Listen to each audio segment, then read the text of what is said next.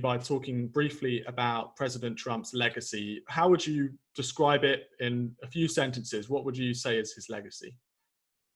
Well, I'm not going to take credit for this. I'm going to give credit to Dave Rubin, who I think is the one who said this, but I thought it nailed it. That what they hate most about President Trump is that he showed half the country how to fight. I think that's really true. Whereas Republicans like Mitt Romney and even John McCain, they looked like they were straight out of central casting for Republican president, but they couldn't get the ball over the finish line.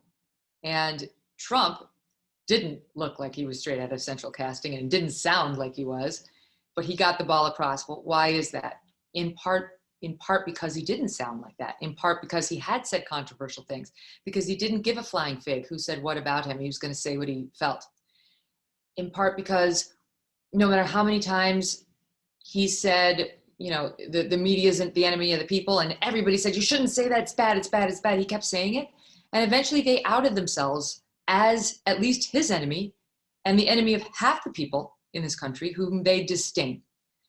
I think that's what he's done, is he's fought battles no one else would fight, and he's won most of them. And in doing so, he's exposed truth that was always there for the taking, but that wasn't seen. And I think he's left a lesson for others that sometimes you should distrust authority. Sometimes you should kick the tires. And sometimes it's not the time to unite. Sometimes fighting is a better option. In that sense, do you see a part of President Trump within you? Wow. I don't know. That's a bridge too far. I don't have much in common You're with both him. fighters, aren't you? I mean, you talk about being anti-establishment, anti-elite. Yes, but I will confess, I am more, I believe in decorum. I do believe more in kindness. I think you can fight and be kind and have kindness as your default. I think Trump is too thin-skinned. He fights all the time. He doesn't have to fight every fight.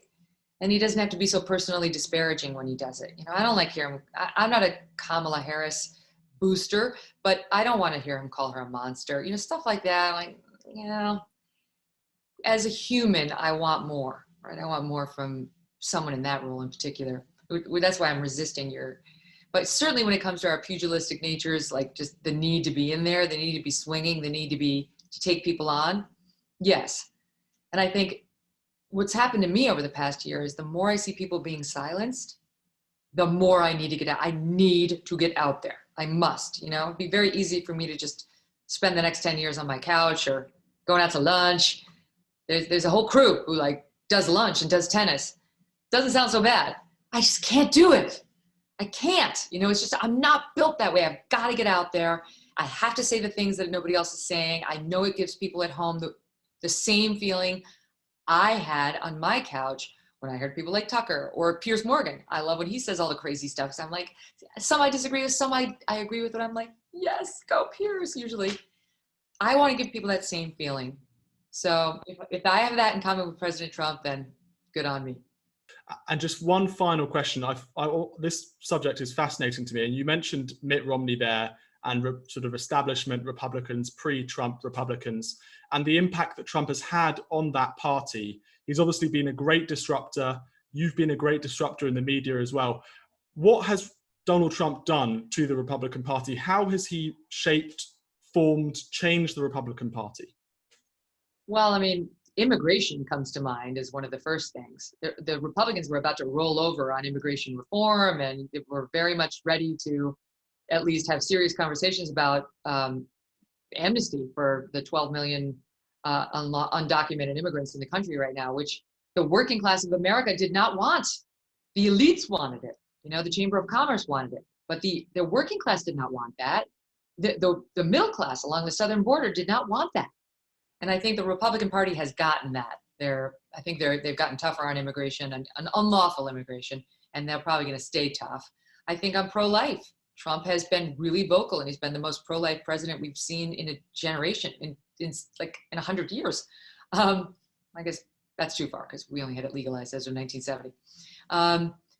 And I think Republicans may get bolder when it comes to that. I also kind of just think when it comes to the media, Trump ran right over them and created his own avenue directly to the people, his Twitter feed, just whatever he goes on television, people watch. He knows how to make news.